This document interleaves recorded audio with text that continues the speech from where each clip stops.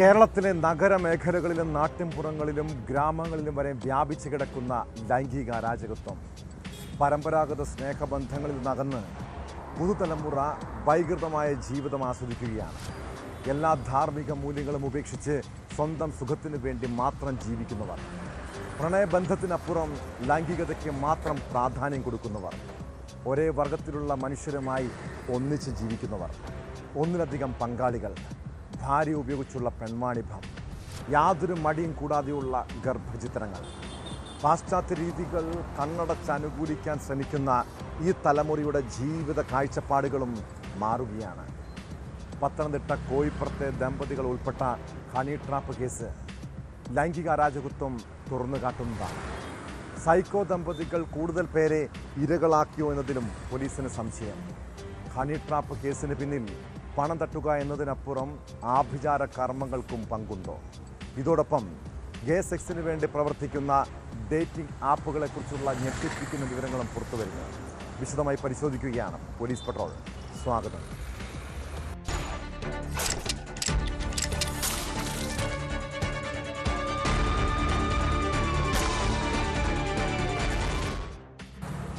ഇത് ലൈംഗിക അരാജകത്വത്തിൻ്റെ പുതിയ കഥയാണ്.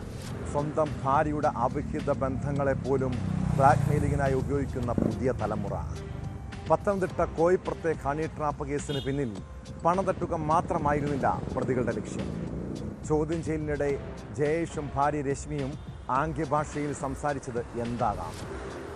ആഭിചാര പ്രവർത്തനവും ഈ കേസും തമ്മിൽ ബന്ധമുണ്ടോ? പോലീസിൻ്റെ അന്വേഷണത്തിൽ ചില നിർണായകമായ വിവരങ്ങൾ ലഭിച്ചെന്നാണ് സൂചന. കേസിൽ കൂടുതൽ ഇരകളുണ്ടെന്ന സംശയത്തിലാണ് അന്വേഷണ സംഘം. മുഖ്യപ്രതി ജയേഷിൻ്റെ ഫോണിലെ ദൃശ്യങ്ങൾ കൂടി പരിശോധിച്ചായിരിക്കും കൂടുതൽ നടപടികൾ ഉണ്ടാവുക. പ്രതികളെ ഉടൻ കസ്റ്റഡിയിൽ വാങ്ങി കൂടുതൽ ചോദ്യം ചെയ്യാനാണ് തീരുമാനം. 2016 16-കാരിയെ പീഡിപ്പിച്ച കേസിൽ പ്രതിയാണ് ജയേഷ്.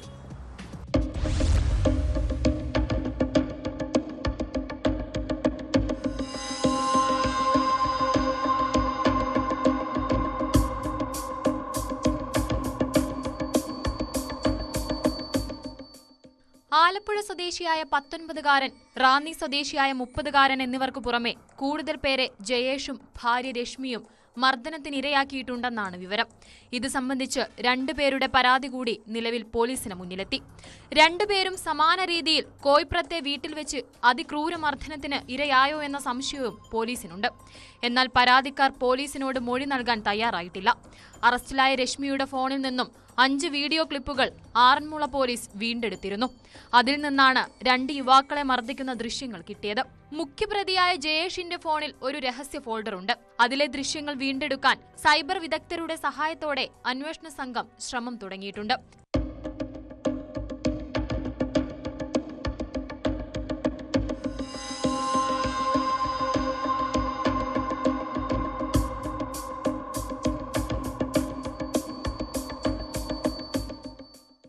ഫോണിൽ നിന്ന് ലഭിക്കുന്ന വിവരങ്ങളിൽ നിന്നും കൂടുതൽ ഇരകൾ ഉണ്ടെന്ന് കണ്ടെത്തിയാൽ കേസിൽ കൂടുതൽ നടപടികളുണ്ടാകും. സാമ്പത്തിക ലാഭത്തിനായുള്ള ഹണി ട്രാപ്പിനപ്പുറം ആഭിചാരം, അവിഹിതം തുടങ്ങിയ വിവരങ്ങളാണ് പോലീസിന് ലഭിച്ചിട്ടുള്ളത്. ഭാര്യ രശ്മിയുമായി ബന്ധമുണ്ടെന്ന സംശയത്തിൽ സുഹൃത്തുക്കളെ വീട്ടിൽ തന്ത്രപൂർവ്വം വിളിച്ചു വരുത്തിയാണ് ജയേഷ് മർദ്ദിച്ചതെന്നാണ് സൂചന. കൂടുതൽ സംശയങ്ങൾ നീക്കാൻ പരാതിക്കാരായ യുവാക്കളുടെ മൊഴി വീണ്ടും രേഖപ്പെടുത്തും. പ്രതികളെ കസ്റ്റഡിയിൽ വാങ്ങാൻ കോയിപ്പുറം പോലീസ് ഉടൻ അപേക്ഷ നൽകും. വിശദമായ ചോദ്യം ചെയ്യലും ശാസ്ത്രീയ അന്വേഷണവും നടത്തിയെങ്കിൽ മാത്രമേ കേസിലെ ദുരൂഹത നീക്കാൻ സാധിക്കുകയുള്ളൂ.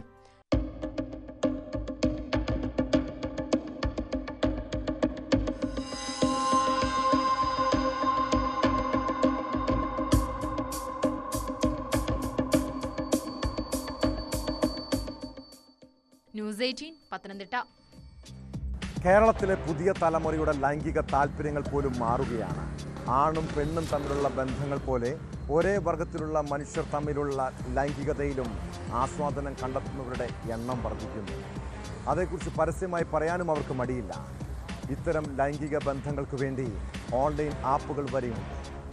ഗേ സെക്സിനായി ഡേറ്റിംഗ് ആപ്പിലൂടെ ഇടപാട്. പ്രായപൂർത്തിയാകാത്ത കുട്ടികൾ പോലും ചൂഷണത്തിന് ഇരകളാകുന്നു.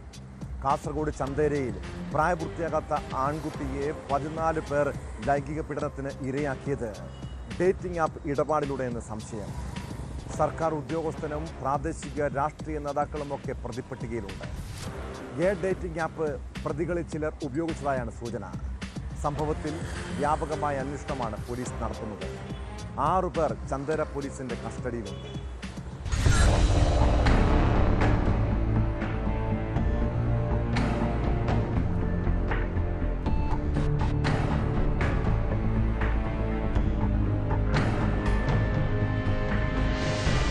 കഴിഞ്ഞ 2 വർഷത്തിനുള്ളിൽ പലപ്പോഴായി പലയിടങ്ങളിൽ എത്തിച്ച് പീഡിപ്പിച്ചു എന്നാണ് സ്കൂൾ വിദ്യാർത്ഥിയായ കുട്ടിയുടെ പരാതി.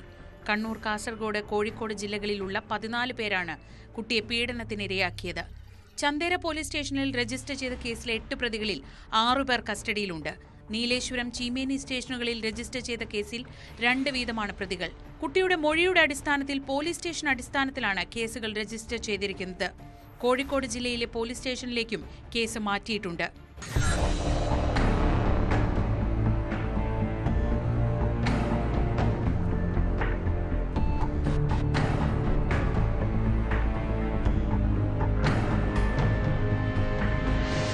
കാസർഗോഡ് ജില്ലയിലെ വിദ്യാഭ്യാസ വകുപ്പ് ഉദ്യോഗസ്ഥൻ, പ്രാദേശിക രാഷ്ട്രീയ നേതാക്കൾ ഉൾപ്പെടെയുള്ളവർ പട്ടികയിലുണ്ട്. പീഡനക്കേസ് രജിസ്റ്റർ ചെയ്തതോടെ ഇതിൽ പലരും ഒളിവിലാണ്. ഇവരെ കണ്ടെത്താനുള്ള ശ്രമത്തിലാണ് പോലീസ്. ഇതിനായി Chandera CI K Prashanth, Vellarikkundu CI KP Satheesh, Cheemeni CI Mukundan, Nileshwaram CI എന്നിവരെ ഉൾപ്പെടുത്തി ജില്ലാ പോലീസ് മേധാവിയുടെ നേതൃത്വത്തിൽ പ്രത്യേക അന്വേഷണ സംഘം രൂപീകരിച്ചിട്ടുണ്ട്. ഗേ ഡേറ്റിംഗ് ആപ്പും പ്രതികളിൽ ചിലർ ഉപയോഗിച്ചിരുന്നതായാണ് സൂചന. ഇതുവഴി കുട്ടിയുടെ വിവരങ്ങൾ കൈമാറിയിരുന്നതായും പോലീസ് സംശയിക്കുന്നു. സംഭവത്തിന്റെ കൂടുതൽ വിവരങ്ങൾ പോലീസ് പുറത്തുവിട്ടിട്ടില്ല.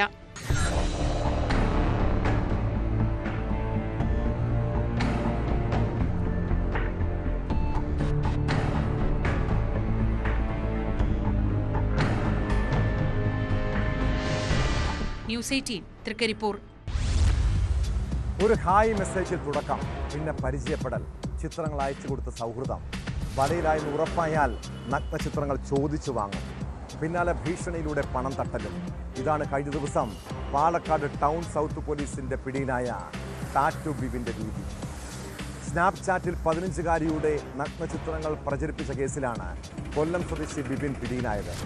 പെൺകുട്ടികളെ വലയിലാക്കാനായി തൻ്റെ വിവിധ തരത്തിലുള്ള ആകർഷകമായ ചിത്രങ്ങളും ഇയാൾ സമൂഹ മാധ്യമങ്ങളിലൂടെ പ്രചരിപ്പിച്ചിരുന്നു.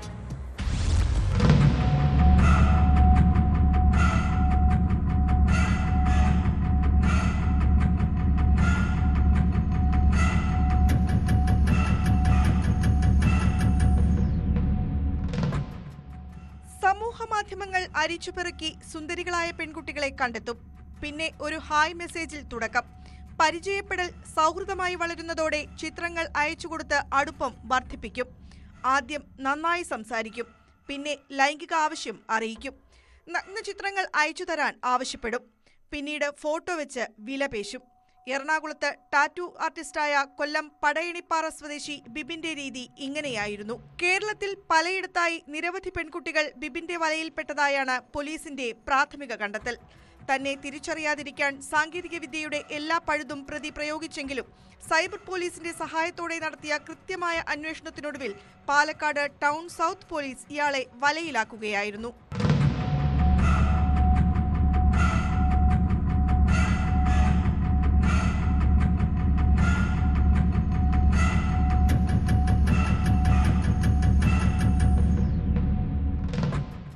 പാലക്കാടുള്ള പ്രായപൂർത്തിയാകാത്ത ഒരു പെൺകുട്ടിയുടെ നഗ്നചിത്രങ്ങൾ പ്രചരിപ്പിച്ച കേസിലാണ് ബിപിൻ പിടിയിലായത്.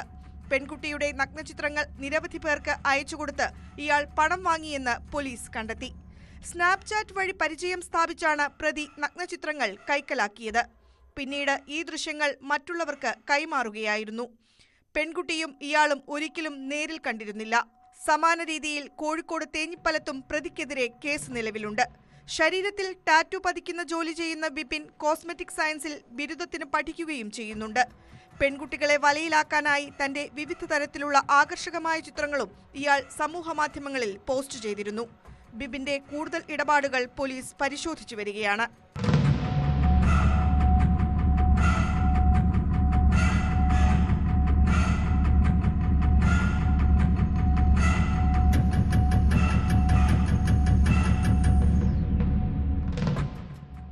ന്യൂസ് 18 പാലക്കാട്. കൗമാരക്കാരായ പെൺകുട്ടികളുടെ മാതാപിതാക്കളെ സംബന്ധിച്ച് ആശങ്കപ്പെടുത്തിയതായിരുന്നു 2002 തിരുവനന്തപുരം ചാലയിൽ 8ാം ക്ലാസ്സുകാരിയെ പീഡിപ്പിച്ച് ഗർഭിണിയാക്കിയ സംഭവം. ആ കേസിൽ പ്രതി ജാമ്യത്തിൽ പുറത്തിറങ്ങിയ ശേഷവും പെൺകുട്ടിയെ വേട്ടയാടി. കേരളമേറെ ചർച്ച ചെയ്ത ചാല പീഡന കേസിൽ മാതൃകാപരമാണ് പ്രതിക്ക് കോടതി വിധിച്ച ശിക്ഷ. ചാല സ്വദേശിയായ 20-കാരന് 63 വർഷം കഠിന തടവാണ് തിരുവനന്തപുരം അതിവേഗ കോടതി വിധിച്ചത്. അതായത് പ്രതി ഇനി വെളിച്ചം കാണുക 83-ാമത്തെ വയസ്സിൽ. ഇതുപോലെ കുട്ടികളെ ലൈംഗികമായി ചൂഷണം ചെയ്യുന്നവർക്ക് ഈ ശിക്ഷാവിധി ഒരു താക്കീതാകണം.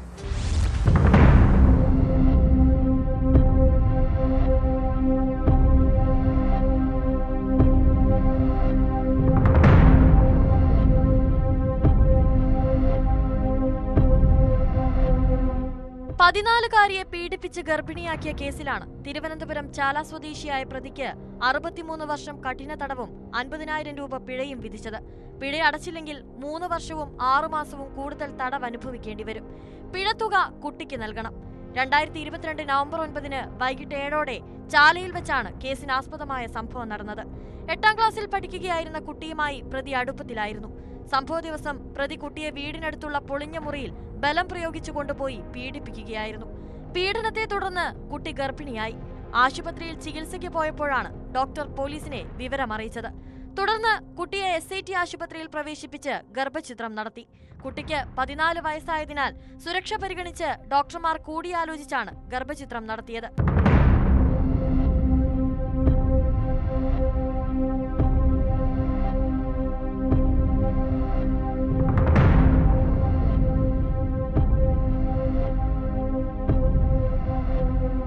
ഗർഭഛിദ്രം നടത്തിയപ്പോൾ കിട്ടിയ ഭ്രൂണവും പ്രതിയുടെയും കുട്ടിയുടെയും രക്തസാമ്പിളുകളും DNA പരിശോധനയ്ക്ക് അയച്ചു. പരിശോധനയിൽ ഭ്രൂണം പ്രതിയുടെ കുട്ടിയുടേതാണെന്ന് ശാസ്ത്രീയമായി തെളിഞ്ഞിരുന്നു. ഈ സംഭവത്തിന് പുറമെ പ്രതിക്ക് പ്രായപൂർത്തിയാകും മുൻപും കുട്ടിയെ പീഡിപ്പിച്ചതിന് ജുവനൈൽ കോടതിയിലും ഒരു കേസുണ്ട്. കേസിൽ ജാമ്യത്തിലിറങ്ങിയതിനു ശേഷം പ്രതി വീണ്ടും കുട്ടിയെ ബലം പ്രയോഗിച്ച് മണക്കാടുള്ള ഒരൊഴിഞ്ഞ വീട്ടിലേക്ക് തട്ടിക്കൊണ്ടുപോയി കേസ് കൊടുത്തതിന് മർദ്ദിക്കുകയും തുടർന്ന് പീഡിപ്പിക്കുകയും ചെയ്തിരുന്നു. ഈ കേസിന്റെ വിചാരണ ഇതേ കോടതിയിൽ പുരോഗമിക്കുകയാണ്. ഏറ്റവും അവസാനത്തെ ഓഫൻസ് നടന്ന കുറ്റകൃത്യം നടന്ന 2022-ലാണ്. അതിന് മുമ്പും പീഡനം നടത്തിയിട്ടുണ്ട്. ആ പീഡനം നടത്തിയ കേസ് ആ സംഭവങ്ങളെല്ലാം പ്രതി മൈനറായിരുന്നു. ഇതേ കുട്ടിയെ പീഡിപ്പിച്ചുള്ള അതെല്ലാം മൈനറായിരുന്നപ്പോഴാണെന്ന് തെളിഞ്ഞതിന്റെ അടിസ്ഥാനത്തിൽ ഒരു കേസ് സ്പ്ലിറ്റ് ചെയ്ത് നേരെ ജുവനൈൽ കോടതിയിലോട്ടും ഇതേ പ്രതിയുടെ ഒരു കേസ് ജുവനൈൽ കോടതിയിലോട്ട് മാറ്റി. അതോടൊപ്പം തന്നെ ഈ കേസിന്റെ ആദ്യം പ്രതി ജാമ്യത്തിലിറങ്ങിയതിനു ശേഷം ഈ പ്രതി വീണ്ടും ഈ കുട്ടിയെ ചെന്ന് കാണുകയും കുട്ടിയെ ഭീഷണിപ്പെടുത്തി വീണ്ടും കമലേശ്വരത്തുള്ള ഒരു വീട്ടിലോട്ട് കൊണ്ടുപോവുകയും അവിടെ വെച്ച് കുട്ടിയെ ഭീകരമായി ആദ്യം കേസ് കൊടുത്തതിന് കുട്ടിയെ ഭീകരമായിട്ട് മർദ്ദിച്ചതിന്റെ അടിസ്ഥാനത്തിൽ മർദ്ദിക്കുകയും അതോടൊപ്പം പീഡിപ്പിക്കുകയും ചെയ്തു. പ്രോസിക്യൂഷന് വേണ്ടി special public prosecutor RS Vijay Mohan ഹാജരായി. ഫോർട്ട് CI K രാകേഷാണ് കേസിന്റെ അന്വേഷണം നടത്തിയത്.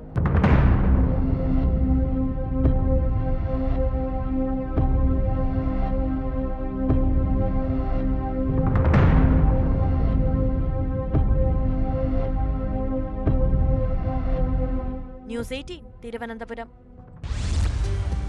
ഞാൻ വരാമെന്ന് വാട്സാപ്പിൽ ഒറ്റ വരി സ്റ്റാറ്റസ്. രാവിലെ 9 മണിക്ക് സ്റ്റാറ്റസ് ഇട്ട ശേഷം കാസർഗോഡ് കരിന്തളത്തെ സവിത എന്തിനാകും ആത്മഹത്യ ചെയ്തത്? വടക്കേ പുലിയന്നൂർ സ്വദേശി വിജയന്റെ ഭാര്യ സവിത ജീവനൊടുക്കിയ സംഭവം പല സംശയങ്ങളിലേക്കും വിരൽ ചൂണ്ടുന്നുണ്ട്.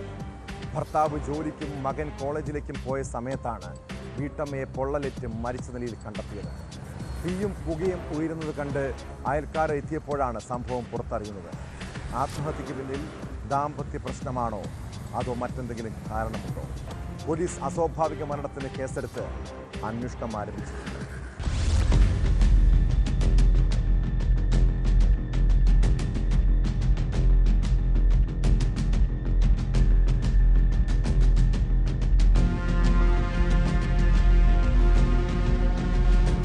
കിനാനൂർ കരിന്തളം പഞ്ചായത്തിലെ കരിന്തളം വടക്കേ പുലിയന്നൂരിലാണ് വീട്ടമ്മ മണ്ണെണ്ണ ഒഴിച്ച് തീ കൊളുത്തി മരിച്ചത്. വിജയന്റെ ഭാര്യ സവിതയാണ് ജീവനൊടുക്കിയത്. ഭർത്താവ് ജോലിക്കും മകൻ കോളേജിലേക്കും പോയ സമയത്തായിരുന്നു ആത്മഹത്യ. ഇവരുടെ മകളുടെ കല്യാണം നേരത്തെ കഴിഞ്ഞിരുന്നു. ചീമേനിയിലെ ഒരു കടയിൽ ജോലി ചെയ്തു വരികയായിരുന്നു സവിത.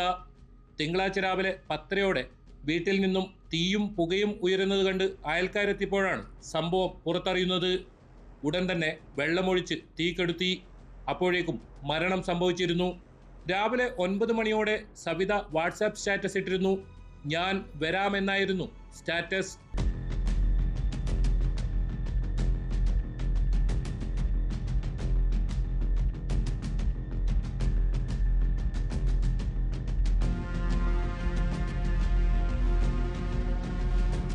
മണ്ണെണ്ണ ഒഴിച്ച് തീ കൊളുത്തിയതാണെന്നാണ് പോലീസിന്റെ പ്രാഥമിക നിഗമനം. സംഭവത്തിന്റെ കാരണമെന്തെന്നത് വ്യക്തമല്ല. നീലേശ്വരം പോലീസ് സ്ഥലത്തെത്തി അന്വേഷണം ആരംഭിച്ചു.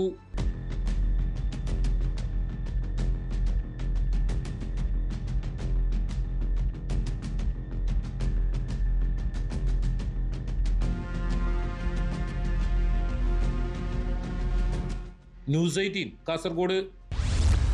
2002 കേരള രാഷ്ട്രീയത്തിൽ ഏറെ കോളിളക്കം സൃഷ്ടിച്ച കേസാണ് അന്ന് വനം മന്ത്രിയായിരുന്ന നീലലോഹിതദാസൻ നാടാർക്കെതിരായ ലൈംഗികാതിക്രമ കേസ്. ഒരു IAS ഉദ്യോഗസ്ഥയ്ക്ക് നേരെയുള്ള അതിക്രമത്തിന് പിന്നാലെ വനം വകുപ്പിലെ ഉന്നത ഉദ്യോഗസ്ഥയും പരാതിയുമായി രംഗത്ത് വരുന്നു. 1999 ഫെബ്രുവരി 27-ന് IFS ഉദ്യോഗസ്ഥയെ കോഴിക്കോട് ഗവൺമെൻറ് ഗസ്റ്റ് ഹൗസിൽ വെച്ച് പീഡിപ്പിക്കാൻ ശ്രമിച്ചെന്ന പരാതിയിൽ ക്രൈംബ്രാഞ്ചിനായിരുന്നു അന്വേഷണ ചുമതല. അതിലൊരു കേസിൽ നീലലോഹിതദാസൻ നാടാരെ കോടതി വെറുതെ വിട്ടതാണ്. IFS ഉദ്യോഗസ്ഥയുടെ പരാതിയിൽ കോഴിക്കോട് ജുഡീഷ്യൽ ഫസ്റ്റ് ക്ലാസ് കോടതി അദ്ദേഹത്തെ 1 വർഷം തടവിന് ശിക്ഷിച്ചിരുന്നു. ആ കേസിലും നീലലോഹിതദാസൻ നാടാരെ ഹൈക്കോടതി വെറുതെ വിട്ടിരിക്കുന്നു.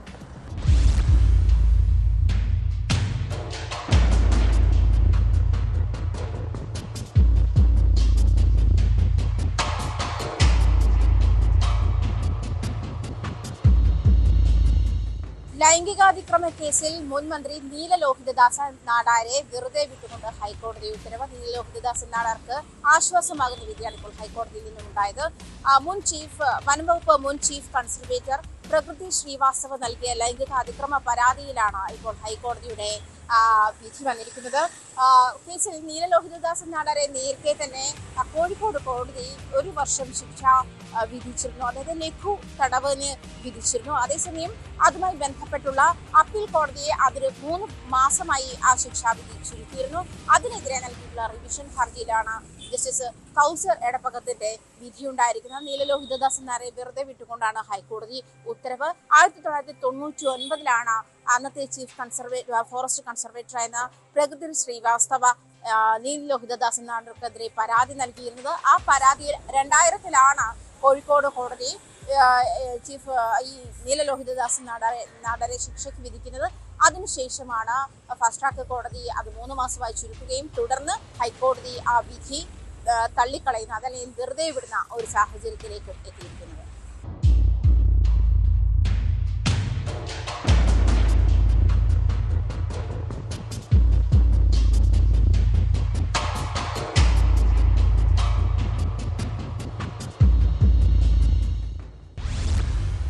ഒരു റീൽസ് ചിത്രീകരിക്കാൻ എന്ത് സാഹസികതയും കാട്ടും. സോഷ്യൽ മീഡിയയിൽ താരമാകാൻ ഇപ്പോഴത്തെ പിള്ളേർ പല അപകടങ്ങളും സൃഷ്ടിക്കുന്നുണ്ട്. തൃശ്ശൂരിൽ റീൽസ് ചിത്രീകരണത്തിനായി ചാവക്കാട് കടപ്പുറത്തെ ലൈറ്റ് ഹൗസിന് മുകളിൽ കയറിയ യുവാക്കളെക്കുറിച്ചാണ് പറഞ്ഞു വരുന്നത്.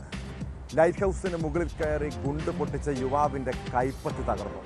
സംഭവത്തിൽ 5 പേർക്കെതിരെ കേസെടുത്ത ചാവക്കാട് പോലീസ് 4 പ്രതികളെ കസ്റ്റഡിയിലെടുത്തു. സ്ഫോടനത്തിൽ പരിക്കേറ്റ മണത്തല സ്വദേശി സൽമാൻ ഫാരിസ് ആശുപത്രിയിൽ ചികിത്സയിലാണ്.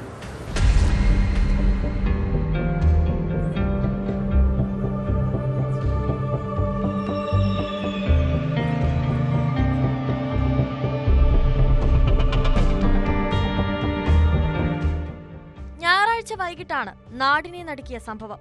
മണത്തല ബേബി റോഡ് ആലുങ്ങൽ വീട്ടിൽ സൽമാൻ ഫാരിസാണ് ലൈറ്റ് ഹൗസിന് മുകളിൽ കയറി ഗുണ്ടു പൊട്ടിച്ചത്. സ്ഫോടനത്തിൽ വലത് കൈപ്പത്തി തകർന്ന ഇയാളെ തൃശൂരിലെ സ്വകാര്യ ആശുപത്രിയിൽ പ്രവേശിപ്പിച്ചു.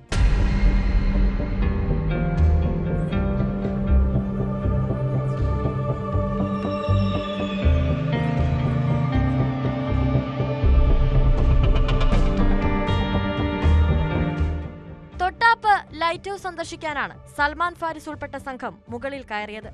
ഇതിനിടയിൽ യുവാവ് കയ്യിൽ കരുതിയിരുന്ന ഗുണ്ട് പൊട്ടിക്കുകയായിരുന്നു. റീൽസ് ചിത്രീകരിക്കാനാണ് ഗുണ്ട് കയ്യിൽ കരുതിയിരുന്നത്. ലൈറ്റ് ഹൌസിന് മുകളിൽ നിന്നും ഉഗ്ര ശബ്ദം കേട്ടതോടെ ജനങ്ങൾ പരിഭ്രാന്തരായി. തുടർന്നാണ് യുവാവിനെ പരിക്കേറ്റ നിലയിൽ കണ്ടെത്തിയത്. സംഭവത്തിൽ 5 പേർക്കെതിരെ പോലീസ് കേസെടുത്തു. ഇവരിൽ സൽമാൻ ഒഴികെയുള്ള 4 പേർ കസ്റ്റഡിയിലാണ്. സംഭവത്തിൽ അന്വേഷണം ഊർജിതമാക്കിയതായി ചാവക്കാട് പോലീസ് അറിയിച്ചു.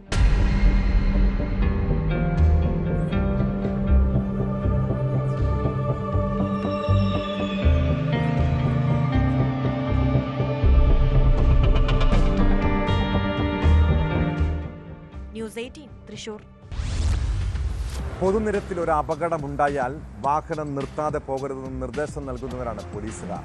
ഇങ്ങനെ നിയമം നടപ്പാക്കേണ്ട പോലീസുകാർ തന്നെ നിയമം ലംഘിച്ചാൽ എന്താണ് ചെയ്യേണ്ടത്? തിരുവനന്തപുരം കിളിമാനൂരിൽ പാറശാല SHO അനിൽകുമാർ ഓടിച്ച കാറിടിച്ച് കാൽനടയാത്രക്കാരൻ മരിച്ച സംഭവം പോലീസിന് തീരാ കളങ്കമാണ്. അനിൽകുമാറിനെതിരെ കേസെടുത്തതിന് പിന്നാലെ അയാളെ സർവീസിൽ നിന്ന് സസ്പെൻഡ് ചെയ്തു. ദക്ഷിണ മേഖല IG S ശ്യാംസുന്ദറാണ് നടപടിയെടുത്തത്.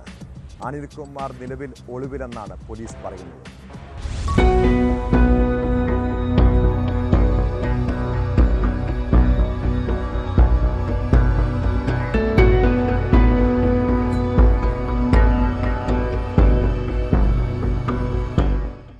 ഈ മാസം 7-ന് പുലർച്ചെ കിളിമാനൂരിലായിരുന്നു അപകടം.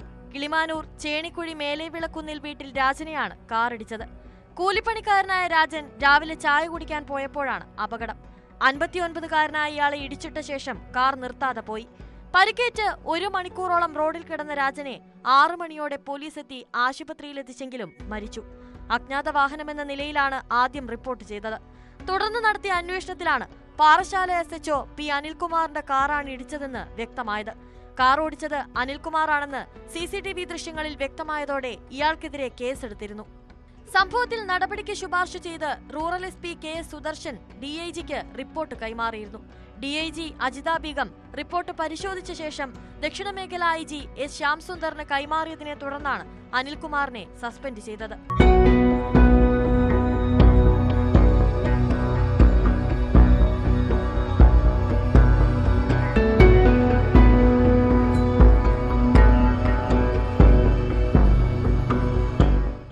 അപകടമുണ്ടായ ശേഷം തൊട്ടടുത്ത പോലീസ് സ്റ്റേഷനിൽ അറിയിക്കാനോ പരിക്കേറ്റയാളെ ആശുപത്രിയിലെത്തിക്കാനോ അനിൽകുമാർ തയ്യാറായില്ല.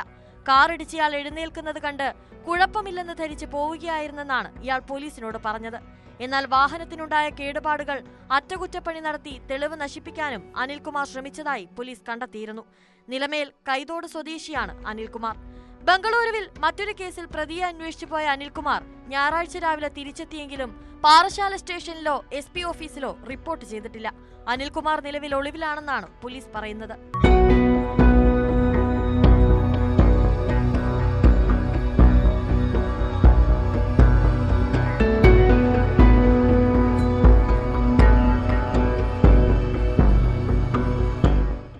ന്യൂസ് 18 പാറശാല. കൊടും കുറ്റവാളികളെ പോലെ KSU പ്രവർത്തകരെ കറുത്ത മുഖംമൂടിയും കൈവിലങ്ങും ധരിപ്പിച്ച് കോടതിയിൽ ഹാജരാക്കിയ സംഭവം ഏറെ വിവാദമായതാണ്. തിരിച്ചറിയൽ പരേഡ് നടത്താനാണ് പ്രതികളെ മുഖംമൂടി ധരിപ്പിച്ചതെന്നായിരുന്നു പോലീസിന്റെ വിശദീകരണം. എന്നാൽ ശക്തമായ പ്രതിഷേധമുയർന്നതോടെ വടക്കാഞ്ചേരി SHO ഷാജഹാനെ സ്ഥലം മാറ്റി. തിരുവനന്തപുരം പോലീസ് ആസ്ഥാനത്തേക്കാണ് സ്ഥലം മാറ്റം. ക്രമസമാധാന ചുമതലയിൽ നിന്ന് ഷാജഹാനെ നീക്കണമെന്ന് സിറ്റി പോലീസ് കമ്മീഷണർ DGPക്ക് റിപ്പോർട്ട് നൽകിയിരുന്നു. ഇതിന് പിന്നാലെയാണ് നടപടി.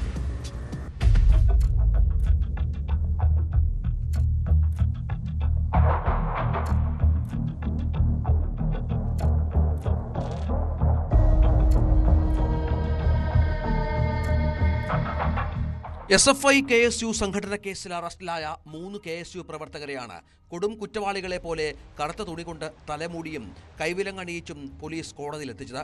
KSU ജില്ലാ വൈസ് പ്രസിഡന്റ് ഗണേഷ് ആറ്റൂർ, ജില്ലാ കമ്മിറ്റി അംഗം Al Ameen, Killimangalam arts college unit president Aslam KK എന്നിവരെയാണ് മുഖംമൂടി ധരിപ്പിച്ചു കൊണ്ടുവന്നത്. പോലീസ് നടപടിയെ വിമർശിച്ച് മജിസ്ട്രേറ്റ് നസീബ് A അബ്ദുൾ റസാഖ് ഈ സംബന്ധിച്ച് വടക്കാഞ്ചേരി SHO ഷാജഹാനോട് റിപ്പോർട്ട് ആവശ്യപ്പെട്ടിരുന്നു. തിങ്കളാഴ്ച റിപ്പോർട്ട് സമർപ്പിക്കാനാണ് നിർദ്ദേശിച്ചിരുന്നത്. ഷാജഹാന് കാരണം കാണിക്കൽ നോട്ടീസ് നൽകാനും കോടതി നിർദ്ദേശം നൽകിയതാണ്. പോലീസ് നടപടിക്കെതിരെ വലിയ പ്രതിഷേധമാണ് ഉയർന്നത്. ഇതിന് പിന്നാലെയാണ് ഷാജഹാനെ സ്ഥലം മാറ്റി ഉത്തരവിറങ്ങിയത്.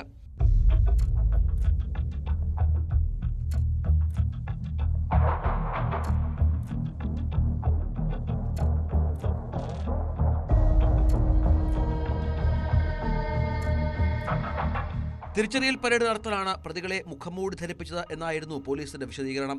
എന്നാൽ പരാതിക്കാരുടെ മൊഴി പ്രകാരം എഫ്ഐആറിൽ പേര് രേഖപ്പെടുത്തിയ അതേ പ്രതികളെ തന്നെയാണ് കോടതിയിൽ ഹാജരാക്കിയത് എന്നതിനാൽ എന്ത് തിരിച്ചറിയലാണ് നടത്താനുള്ളതെന്ന കോടതി ചോദ്യത്തിന് പോലീസ് ഉദ്യോഗസ്ഥന് വ്യക്തമായ മറുപടി നൽകാനായില്ല.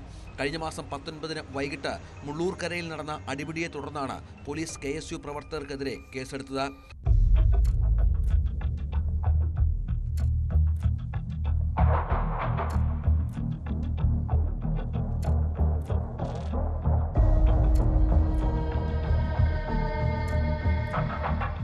ന്യൂസ് 18 തൃശൂർ.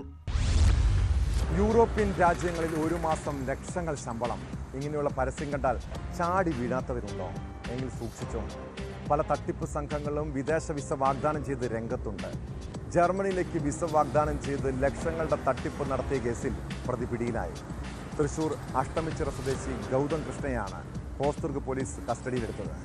സംസ്ഥാനത്തിൻ്റെ വിവിധ ഭാഗങ്ങളിൽ 30ഓളം പേരിൽ നിന്നായി 60 ലക്ഷത്തോളം രൂപ ഇയാൾ തട്ടിയെന്നാണ് പരാതി. തട്ടിയെടുത്ത പണം ഉപയോഗിച്ച് ബംഗളൂരുവിൽ ആഡംബര ജീവിതം നയിക്കുകയായിരുന്നു പ്രതിയെന്ന് പോലീസ് പറയുന്നു.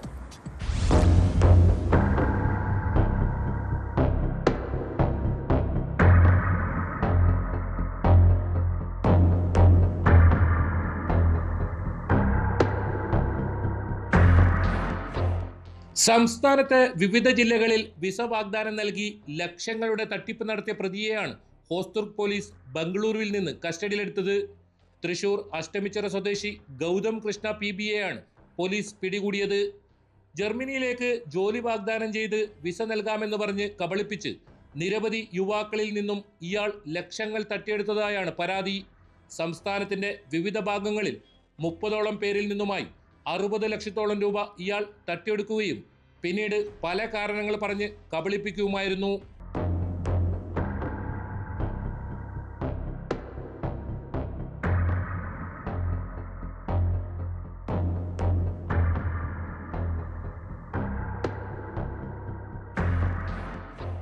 പണം നൽകിയവർക്ക് കൃത്യമായ മറുപടി ലഭിക്കാതായതിനെ തുടർന്നാണ് പോലീസിൽ പരാതിയുമായി എത്തിയത്.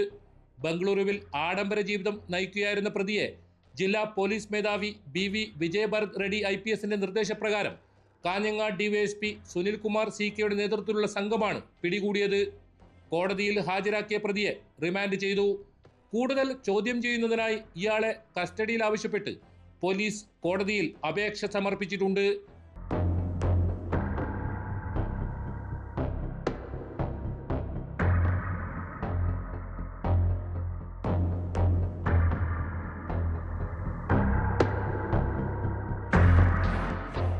News 18 Kasaragod. Kozhikode west hill സ്വദേശി വിജിലിന്റെ മരണത്തിൽ ദുരൂഹത ഒഴുകുകയാണോ? ലഹരി ഉപയോഗത്തിനിടെ വിജിൽ മരിച്ചെന്നും പുറത്തു പറയാൻ ഭയന്ന് മൃതദേഹം ചതുപ്പിൽ താഴ്ത്തിയെന്നുമുള്ള പ്രതികളുടെ മൊഴി വിശ്വസനീയമാണോ? ചതുപ്പിൽ നിന്ന് കണ്ടെടുത്ത വിജിലിൻ്റെതെന്ന് കരുതുന്ന അസ്ഥികളിൽ മർദ്ദനമേറ്റതിൻ്റെ ക്ഷതങ്ങളോ ഒടിവുകളോ ഇല്ലെന്നാണ് പോസ്റ്റ്മോർട്ടത്തിലെ കണ്ടെത്തൽ. അതേസമയം കേസിലെ 2ാം പ്രതി രഞ്ജിത്തിനെ കോടതി റിമാൻഡ് ചെയ്തു. പ്രതിക്കായി പോലീസ് ചൊവ്വാഴ്ച കസ്റ്റഡി അപേക്ഷ സമർപ്പിച്ചു.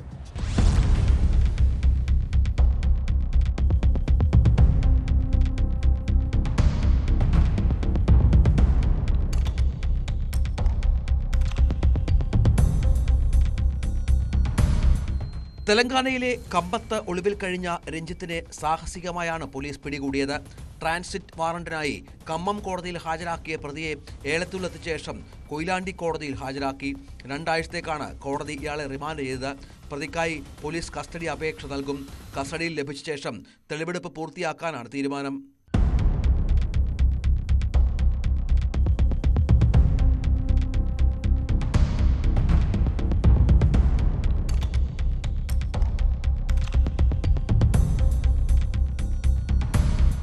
സരോവരത്തെ ചതുപ്പിൽ നിന്നും കണ്ടെത്തിയ വിജിലിൻ്റെതെന്ന് കരുതുന്ന അസ്ഥികഷ്ണങ്ങളിൽ മർദ്ദനത്തിൻ്റെയോ ക്ഷതങ്ങളുടെയോ പാടുകളോ ഒടിവുകളോ ഇല്ലെന്ന് പോസ്റ്റ്മോർട്ടത്തിൽ വ്യക്തമായി. അസ്ഥികൾ DNA പരിശോധനയ്ക്ക് അയക്കും. 2 ഘട്ടമായി നടത്തിയ തെരച്ചിലിൽ 53 അസ്ഥിഭാഗങ്ങളാണ് ചതുപ്പിൽ നിന്നും കണ്ടെത്തിയത്. ലഹരി ഉപയോഗത്തിനിടെ വിജിൽ മരിച്ചുവെന്നും പുറത്തു പറയാൻ ഭയന്ന് ചതുപ്പിൽ താഴ്ത്തിയെന്നുമായിരുന്നു നേരത്തെ പിടിയിലായ 2 പ്രതികൾ പോലീസിന് നൽകിയ മൊഴി. ഈ മൊഴിയുടെ അടിസ്ഥാനത്തിൽ നടത്തിയ പരിശോധനയിലാണ് അസ്ഥിഭാഗങ്ങൾ കണ്ടെത്തിയത്. 2018-ലായിരുന്നു കേസിനാസ്പദമായ ദാരുണമായ സംഭവം.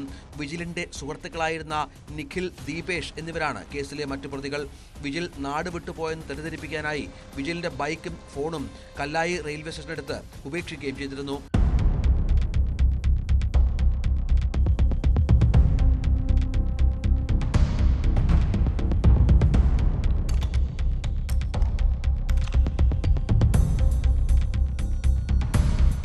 ന്യൂസ് 18 കോഴിക്കോട്. തിരുവനന്തപുരം നെടുമങ്ങാട്ടെ മുൻ കോൺഗ്രസ് നേതാവ് ആനാട് ശശി ആത്മഹത്യ ചെയ്ത സംഭവത്തിൽ ബാങ്കിനും കോൺഗ്രസ് നേതാക്കൾക്കുമെതിരെ കുടുംബം രംഗത്ത്. ക്യാൻസറാണ് ശശിയുടെ മരണകാരണമെന്ന് ചിലർ പ്രചരിപ്പിക്കുകയാണെന്ന് ഭാര്യ ഡോക്ടർ ലത ആരോപിച്ചു. ഇത് ശരിയല്ലെന്നും കോൺഗ്രസ് നിയന്ത്രണത്തിലുള്ള മുണ്ടേല സഹകരണ സംഘത്തിൽ നിക്ഷേപിച്ച പണം തിരിച്ചു കിട്ടാത്തതിൻ്റെ വിഷമത്തിലാണ് ശശി ജീവനൊടുക്കിയതെന്നുമാണ് പരാതി.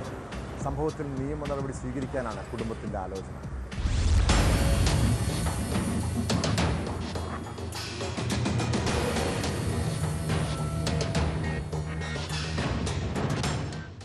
ഒരമ്മയും മോളും ഒരു ഭാര്യയും മകളും ഉണ്ടെന്നുള്ളത് ഒരു നിമിഷം ചിന്തിക്കണ്ടേ? ആരായിരുന്നാലും ചോദിച്ച് മറുപടി പറഞ്ഞു വയ്യ. ക്യാൻസർ എന്ന് പറയുന്നത് ഒരു ഇതോ ലോകത്താർക്കും വരാത്തതോ അല്ല. അങ്ങനെ ഒരു രോഗം ഉണ്ടെങ്കിൽ അതിന് ചികിത്സയില്ലേ? കഴിഞ്ഞ മാസമാണ് ആനാട് ശശിയെ അമ്പലമുക്കിലെ വാടക വീടിന് സമീപം ആത്മഹത്യ ചെയ്ത നിലയിൽ കണ്ടെത്തിയത്. മുണ്ടേല രാജീവ് ഗാന്ധി സഹകരണ ബാങ്കിൽ നിക്ഷേപിച്ച പണം തിരികെ കെട്ടാതെ കബളിപ്പിക്കപ്പെട്ടതിൽ മനംനൊന്തായിരുന്നു ആത്മഹത്യ. എന്നാൽ ആനാട് ശശി ക്യാൻസർ രോഗത്തിന് ചികിത്സയിലായിരുന്നുവെന്നും അതിന്റെ വിഷമത്തിലാണ് ആത്മഹത്യ ചെയ്തതെന്നും ചിലർ പ്രചരിപ്പിക്കുന്നുവെന്നാണ് കുടുംബത്തിന്റെ പരാതി. കോൺഗ്രസ് നേതാവും ആനാട് പഞ്ചായത്ത് വൈസ് പ്രസിഡന്റും മനോരമ പ്രാദേശിക ലേഖകനുമായിരുന്നു ആനാട് ശശി. ഇങ്ങനെയുള്ളയൊരാളെ സമൂഹത്തിൽ മോശമായി ചിത്രീകരിക്കുന്ന പ്രാദേശിക കോൺഗ്രസ് നേതാക്കൾക്കെതിരെ നടപടിയെടുക്കണം. തന്നെയും മകളെയും സമൂഹത്തിൽ ഒറ്റപ്പെടുത്തരുത്. നേതാക്കളുടെ പേര് എടുത്തു പറയുന്നില്ല. ബാങ്കിൽ നിന്ന് പണം കിട്ടാത്തതിനാലാണ് മനോവിഷമം മൂലം ആത്മഹത്യ ചെയ്തത്. ശശിക്ക് ക്യാൻസർ വന്നിട്ടില്ലെന്നും തങ്ങൾക്ക് കിട്ടാനുള്ള 1,67,00,000 രൂപ കിട്ടാനുള്ള നടപടിയെടുക്കണമെന്നും ഭാര്യ ലത ആവശ്യപ്പെട്ടു. ഈ പൈസ എന്ന് പറയുന്നത് അത്രയ്ക്ക് ഞങ്ങൾക്ക് അർഹതപ്പെട്ടതാണ്. ഒരു ജീവിതത്തിന്റെ ഞങ്ങളുടെ ലളിതമായ ജീവിതവും ഞങ്ങളുടെ ആ രീതിയും കൊണ്ട് ഞങ്ങൾ സമ്പാദിച്ചതാണ്. ഞാനും എൻ്റെ ഭർത്താവും.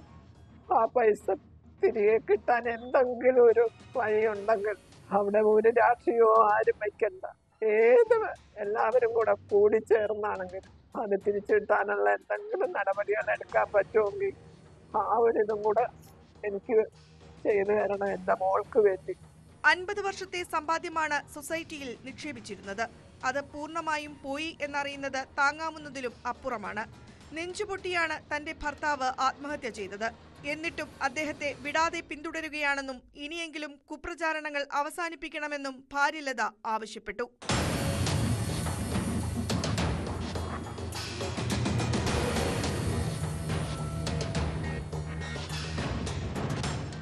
കവടിയാർ കനകനഗറിലെ റീസർവേ ഓഫീസിന്റെ ഷെഡിലാണ് ഓഗസ്റ്റ് 4-ന് ശശിയെ തൂങ്ങി മരിച്ച നിലയിൽ കണ്ടത്. കോൺഗ്രസ് നിയന്ത്രണത്തിലുള്ള മുണ്ടേല രാജീവ് ഗാന്ധി സഹകരണ സംഘം ക്രമക്കേടിനെ തുടർന്ന് തകർന്നിരുന്നു.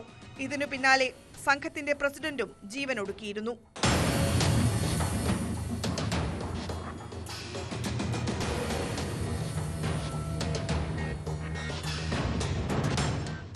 ന്യൂസ് 18 നെടുമങ്ങാട്. കേരളത്തിലെ ആശുപത്രിക്കുള്ളിൽ ഒരു ഡോക്ടർ കൊല്ലപ്പെട്ട കേസ് ആരോഗ്യ പ്രവർത്തകരെ ഒന്നടങ്കം ആശങ്കപ്പെടുത്തിയ സംഭവമായിരുന്നു. കൊട്ടാരക്കര താലൂക്ക് ആശുപത്രിയിൽ ഡോക്ടർ വന്ദനാദാസിനെ കൊലപ്പെടുത്തിയ കേസിൽ വിചാരണ നടപടികൾ തുടരുകയാണ്. കോടതിയിൽ ഇപ്പോൾ സാക്ഷി വിസ്താരമാണ് പുരോഗമിക്കുന്നത്. വന്ദനയെ ആക്രമിക്കുന്നതിന് മുൻപ് കൊട്ടാരക്കര താലൂക്ക് ആശുപത്രിയിൽ വെച്ച് പ്രതി വാട്സാപ്പിലൂടെ അയച്ച ദൃശ്യങ്ങൾ കണ്ടതായി സാക്ഷി മൊഴി നൽകി. പ്രതിയുടെ സമീപവാസിയായ ഷിജു നാരായണനാണ് കോടതിയിൽ മൊഴി നൽകിയത്.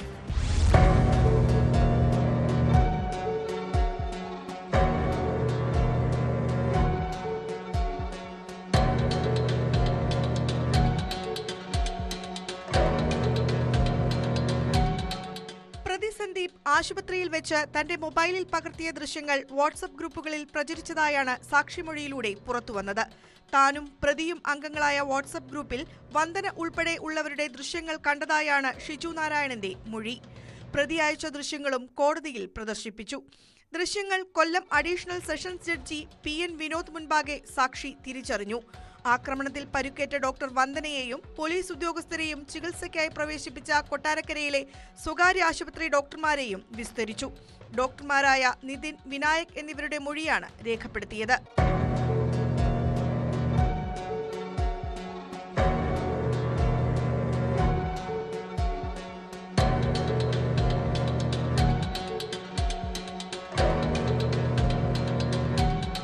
കേസിലെ മറ്റു സാക്ഷികളായ doctor Sasikala, doctor Sunilkumar, doctor Sreekumar, doctor Praveen എന്നിവരുടെയും സാക്ഷി വിസ്താരം പൂർത്തിയായി. തുടർ സാക്ഷി വിസ്താരം ഈ മാസം 30-ന് നടക്കും. കേസിൽ പ്രോസിക്യൂഷനു വേണ്ടി special prosecutor advocate Prathap G Padikkal ഹാജരായി.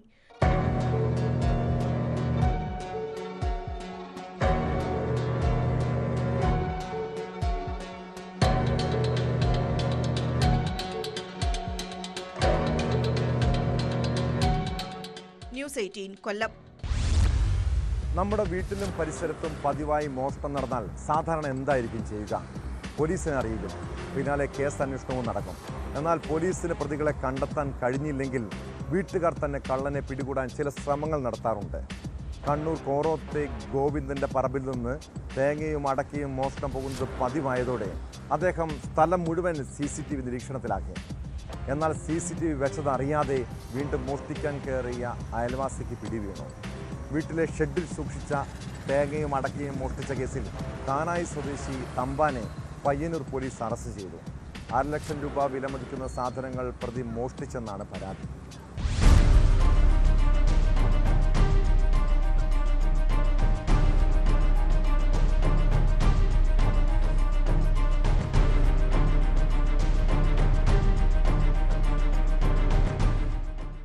മോഷണവും അടയ്ക്കമോഷണവും തൊഴിലാക്കിയ വിരുദ്ധനെയാണ് പയ്യന്നൂർ പോലീസ് അറസ്റ്റ് ചെയ്തത്. കഴിഞ്ഞ മാസം 5-ന് ഉച്ചയ്ക്കായിരുന്നു കേസിനാസ്പദമായ സംഭവം. കോറോം കാനായി നോർത്തിലെ കായ്പ്രത്ത് മീത്തലെ വീട്ടിൽ ഗോവിന്ദന്റെ പറമ്പിൽ നിന്ന് തേങ്ങയും അടക്കയും മോഷണം പോകുന്നത് പതിവായിരുന്നു. ഏറെ ശ്രമിച്ചിട്ടും കള്ളനെ പിടികൂടാൻ വീട്ടുടമയ്ക്ക് കഴിഞ്ഞില്ല. ഒടുവിൽ തന്റെ പറമ്പിന് ചുറ്റും CCTV സ്ഥാപിക്കാൻ തീരുമാനിച്ചു. ഈ CCTVയിൽ പതിഞ്ഞ ദൃശ്യത്തിൽ നിന്നാണ് നാട്ടുകാരൻ തന്നെയായ തേങ്ങാ കള്ളനെ കണ്ടെത്താനായത്.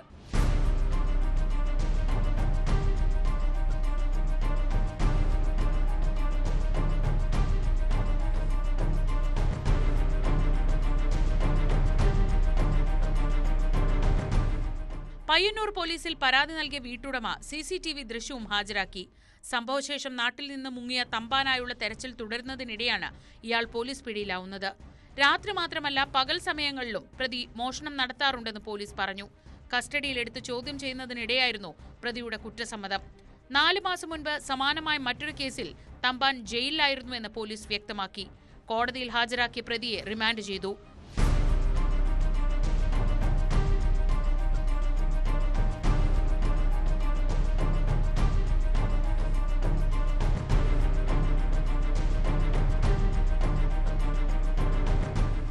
News 18 Kannur.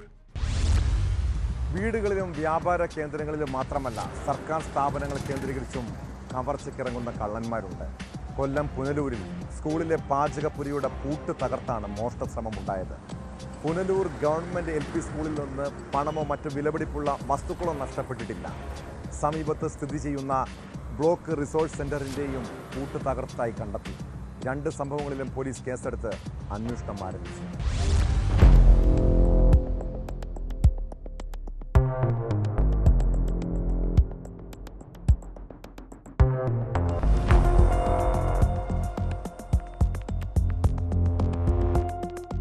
Punalur government LP സ്കൂളിൽ രാവിലെ എത്തിയ ജീവനക്കാരാണ് പാചകപ്പുരയുടെ പൂട്ട് തകർന്ന് കിടക്കുന്നതായി കണ്ടത്. ഉടൻ തന്നെ സ്കൂളിലെ ഹെഡ്മിസ്ട്രസിനെ വിവരം അറിയിച്ചു. ഹെഡ്മിസ്ട്രസാണ് ജില്ലാ വിദ്യാഭ്യാസ ഓഫീസിലും പുനലൂർ പോലീസിലും അറിയിച്ചത്. പോലീസും സ്കൂൾ അധികൃതരും നടത്തിയ പരിശോധനയിൽ സ്കൂളിന് സമീപത്ത് സ്ഥിതി ചെയ്യുന്ന ബ്ലോക്ക് റിസോഴ്സ് സെന്ററിന്റെയും പൂട്ട് തകർത്തായി കണ്ടെത്തി. എന്നാൽ ഇവിടെ നിന്ന് പണമോ മറ്റ് വിലപിടിപ്പുള്ള വസ്തുക്കളോ നഷ്ടപ്പെട്ടിട്ടില്ല. സാധനങ്ങൾ ഒന്നും പോയതായിട്ട് പ്രഥമ ദൃഷ്ട്യാ അറിയാൻ കഴിയുന്നില്ല. ഞങ്ങളോട് അതിനകത്ത് കയറണ്ടെന്ന് പറഞ്ഞിട്ടുണ്ട്. ബാക്കി അന്വേഷണങ്ങൾ പോലീസുകാർ തന്നെ വന്ന് ഒന്നുകൂടി നോക്കിയിട്ട് FIR ഇട്ട് നടത്തുമെന്നും അറിയിച്ചിട്ട് ഒരു പോയി. മോഷ്ടാവിന്റെ ലക്ഷ്യം എന്താണെന്ന് ഇനിയും വ്യക്തമായിട്ടില്ലെന്ന് പോലീസ് പറഞ്ഞു. വിരലടയാള വിദഗ്ധരും ഡോഗ് സ്ക്വാഡും സ്ഥലത്ത് പരിശോധന നടത്തി. പ്രതികൾക്കായി പോലീസ് അന്വേഷണം ആരംഭിച്ചിട്ടുണ്ട്.